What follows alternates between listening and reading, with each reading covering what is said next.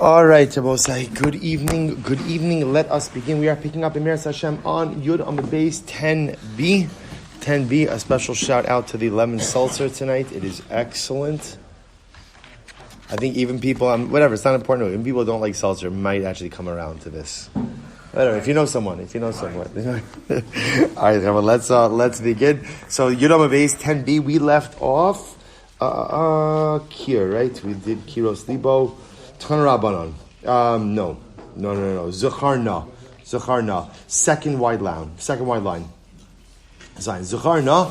Eis Asher Salachti Lefanecha Be'emes Ubeliv Shan. Supposed to remember again, just to reorient ourselves a little bit.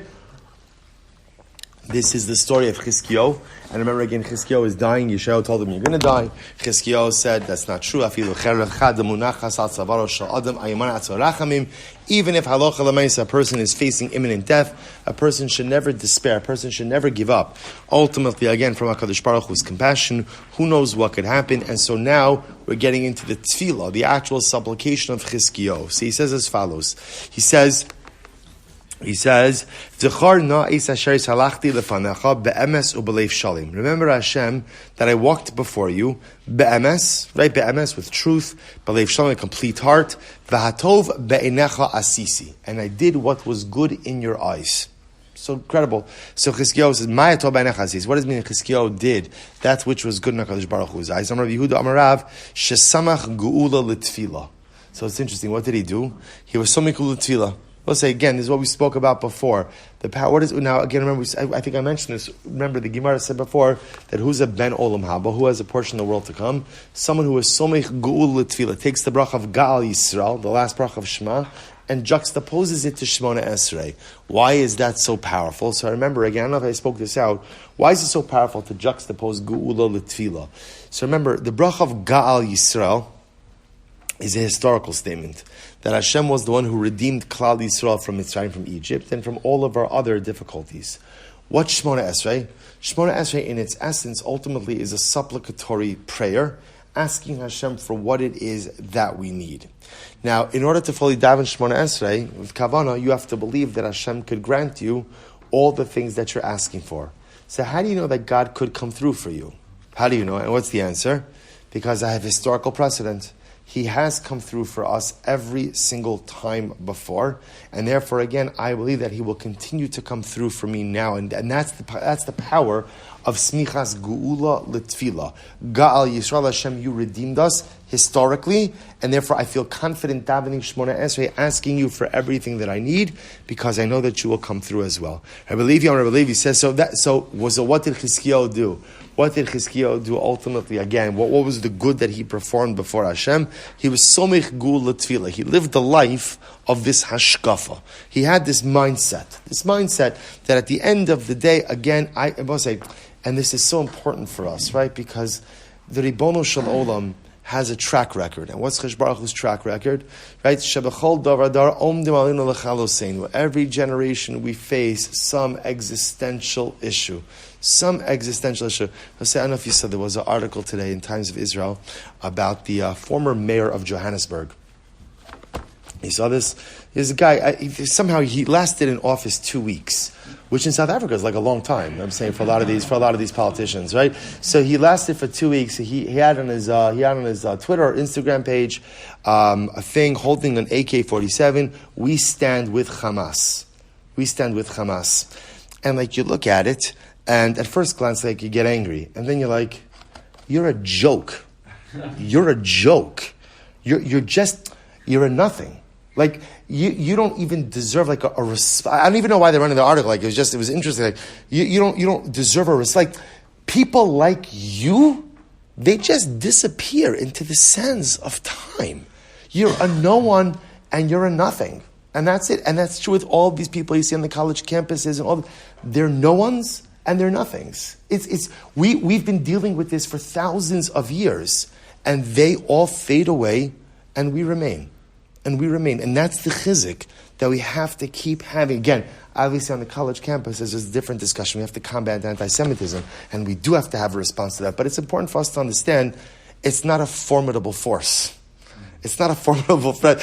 You look at this guy. He's got like on his Instagram page or whatever, Twitter. He's got like -3 followers, right? He's like even his parents, I'm sure, don't follow. Whatever it is, it's so ridiculous. It's almost comical. But on one hand, it makes you feel good. Okay, this is who we're up against. We can handle that. That's pretty much okay. And we'll say that's what it means to be somich geula l'tfila. Kadosh Baruch Hu, you've always had our back. It doesn't mean that we don't suffer staggering losses along the way. We do. But you've always had our back. And because you always have had our back, you always will have our back. Incredible. So the Gemara says, Rabbi Levi Amar, Shegana Sefer Refuos. What did Chizkiyahu do? He hid away the book of remedies. I will say, we're going to talk more about this. There was a Sefer Refuos. There was a book of remedies, actually already from the times of Moshe Rabbeinu, that contained information how to heal every single illness. That's a pretty powerful Sefer, right? What's the danger of that Sefer? You could forget about HaKadosh Baruch Hu. Right? Like the Gemara says, we just saw it in Kiddushin, a very powerful Gemara says, Tov sheberofim leGehenom. The best doctors go to Gehenom. Now let's explain that. Right? He says, what happens? Sometimes the more successful the doctor is, the more arrogant and filled with hubris he could become.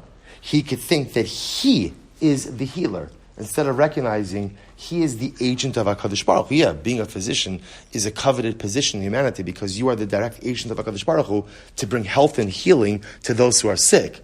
But it's not you. Or at least, it's not you alone. So the Sefer Refuos, the problem was that it caused people to take God out of the equation, right? And all they did was look at the Sefer. So Chizkiyahu hid it away. Chizkiyahu, he kind of louds himself. He praises himself in a good way for these things. But also listen to this Gemara. Tana Rabbanon. Shisha dvarim asa Chizkiyahu Melech. Chizkiyahu Melech did 6 things. Now, of course, he did more than 6 things in his life, but he did 6 things of note.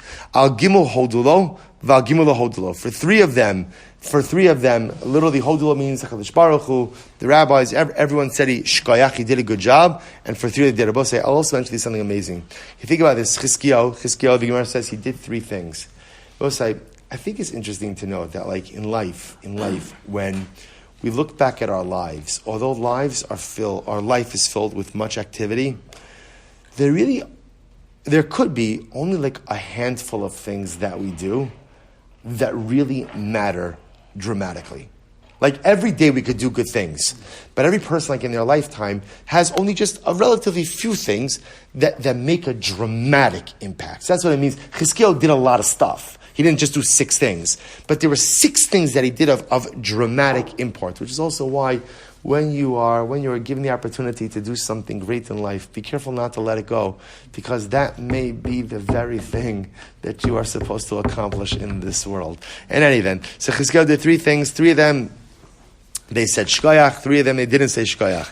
Al Gimuholo, what are the 3 things that shkoyach? Number 1, Gana Sefer Refuos. Like we said before, he hid away the book of remedies.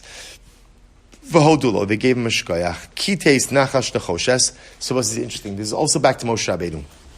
So remember again, one of the episodes where our ancestors were complaining against Moshe Rabbeinu in the Midbar, there was an outbreak of serpents.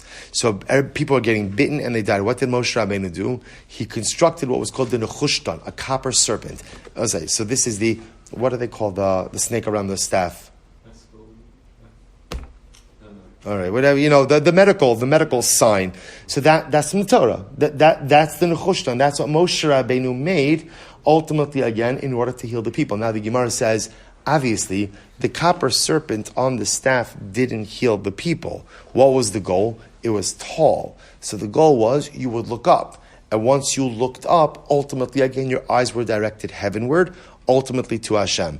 Now, both say to yourself, so why not just tell people to daven to Hashem? So this is actually an interesting thing in spirituality. Where else do we find this? By tcheles. Right? The Gemara Maseches Menachos says, why do we wear tcheles? So the Gemara says, because tcheles, the blue of the tzitzis, is domel yam, it's like the sea. Yam domel rakia, the sea is like the heavens.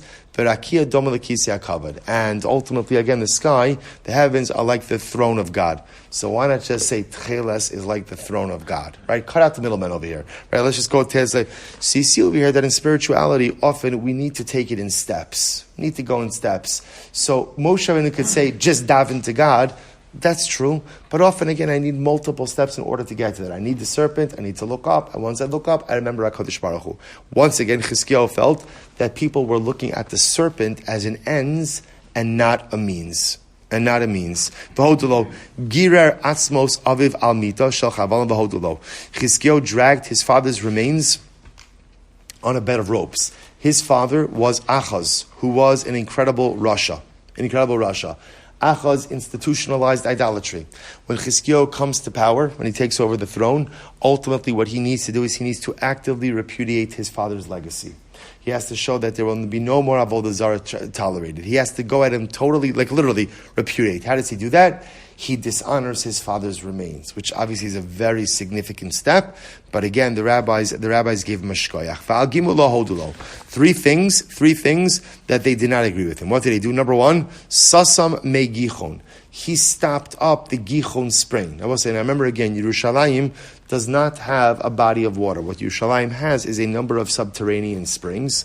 The Gichon spring is one of them, and ultimately he stopped it up. Why did he stop it up? Ultimately, again, because he was concerned, Ashur, during the days of Chizkiyahu, the Assyrian Empire was constantly threatening. He stopped up the Gichon spring so that the Assyrians, if they would march on Yerushalayim, would have no water sources. But again, obviously, by doing that, he also negatively impacted the residents of Yerushalayim. So they weren't happy with that. Next, for the Hodol. Furthermore, also, the Gemara also explains that it was looked at as a lack of faith in HaKadosh Baruch Hu that he stopped up the water source. Okay? This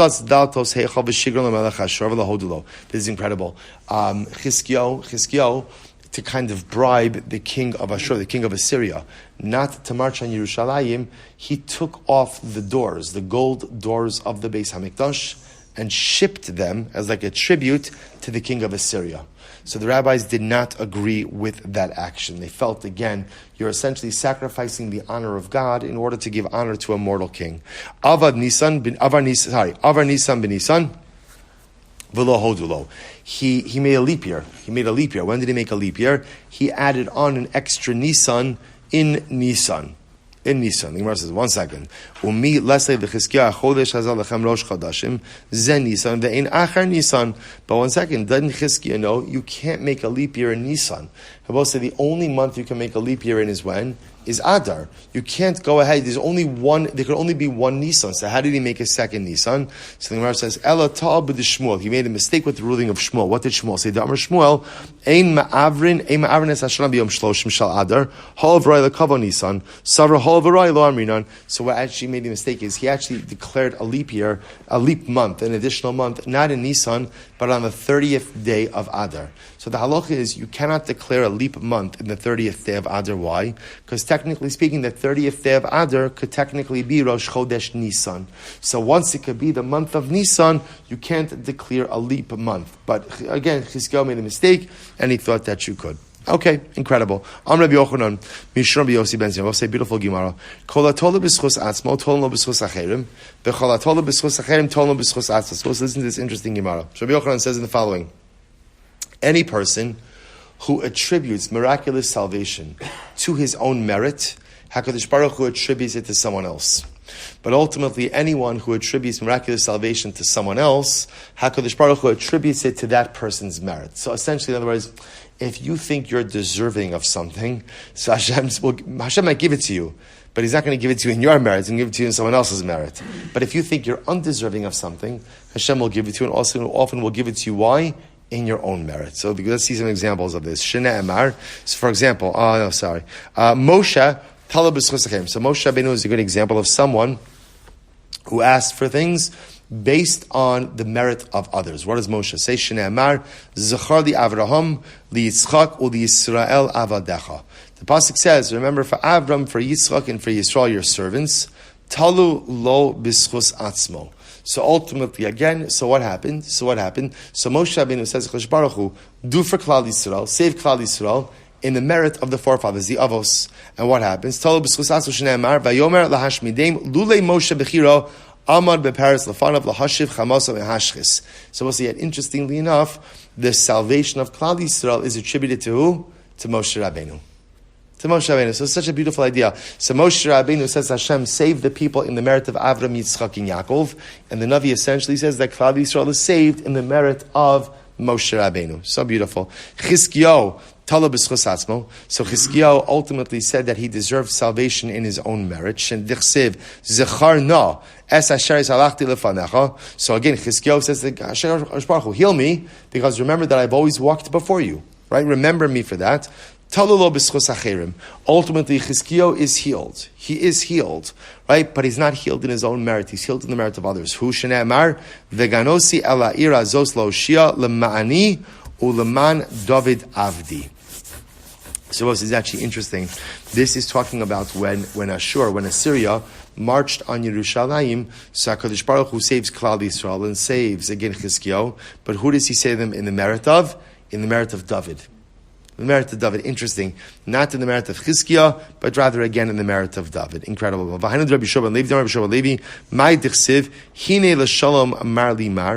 it mean when the pasuk says, "For behold, peace is bitter; it is bitter for me."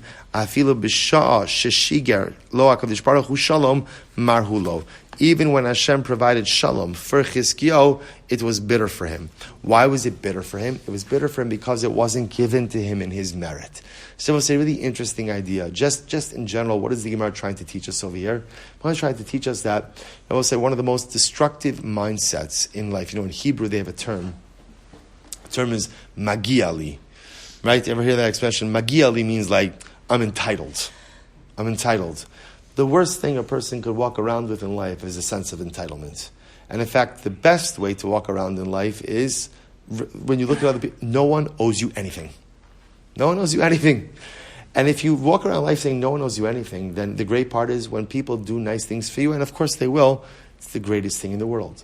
Conversely, if you walk around with a sense of entitlement, you will be perpetually disappointed. That's why you see in general, people who have difficulty forging relationships with others, often it's because of a heightened sense of entitlement.